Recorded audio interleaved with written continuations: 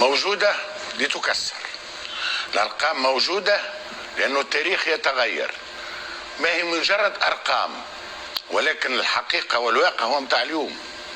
أنا نقرأ قبيلة في تصريح مودريتش، تصريح فعلا يعطي فكرة على الناس كيفاش كانت تفكر في المغرب. يقول مودريتش بعد المقابلة الأولى ضد المغرب: وتعثرنا ولم ننتصر في تلك المقابلة، كان فضيحة في كرواتيا. قالوا لنا ايش ماشيين تعملوا في المونديال؟ انتم المغرب اضعف فريق في المجموعة، ما قدرتوش تفوزوا عليه، روحوا. قال حاول التاريخ وراكم المغرب وين وصل. المغرب راهو صعيب اللعب معاه، اعطيك العبارة باش نكون معناها بالضبط. قال المغرب ان جو كومبليكي، صعيب تلعب معاه.